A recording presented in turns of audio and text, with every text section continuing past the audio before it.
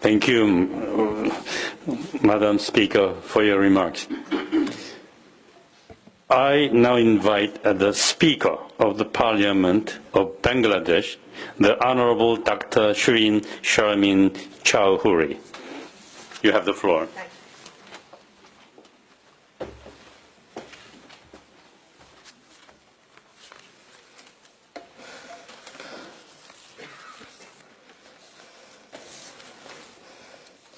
Honourable President of the Assembly of State Parties, Honourable Judges, Speakers, Excellencies, distinguished participants, respected guests, ladies and gentlemen.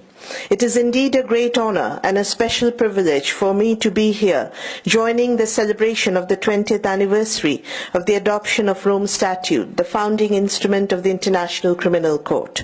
As a member of the ICC, I take this opportunity to congratulate all the member states to the Rome Statute, as well as everyone associated with the ICC for their unflinching stand on the side of humanity for the last 20 years and the days to come. I would also like to express our sincere appreciation to the Registry of the ICC for organizing this commemorative event. This is an occasion not only to celebrate but also to commit and act against the crimes that undermine the very basics of human dignity.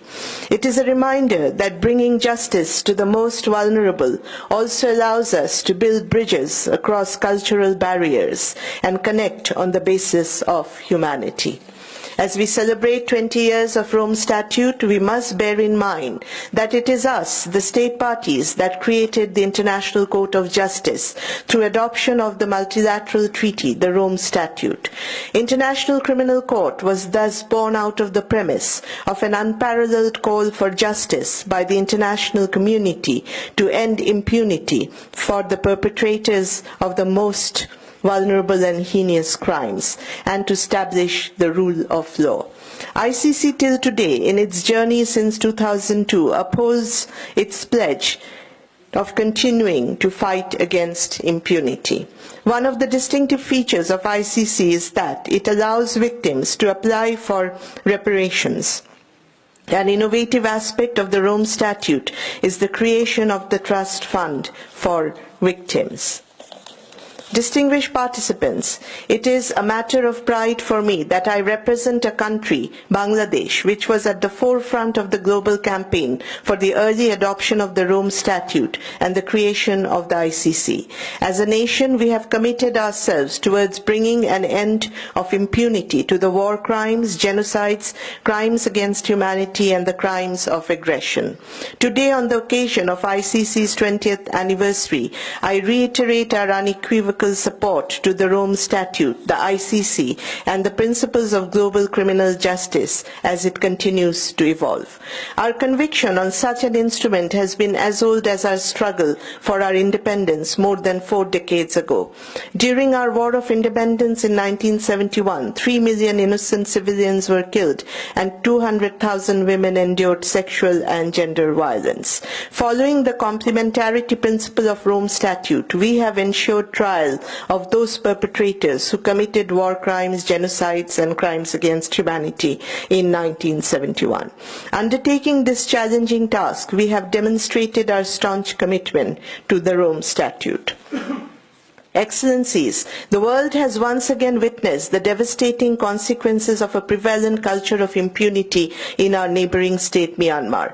Since August 25, 2017, more than 1 million Rohingyas, majority of whom are women and children, have entered into our territory to flee from what the UN Special Advisers on the Prevention of Genocide and Responsibility to Protect have termed as atrocity crimes, and the UN High Commissioner for Human Rights as a textbook example of ethnic cleansing.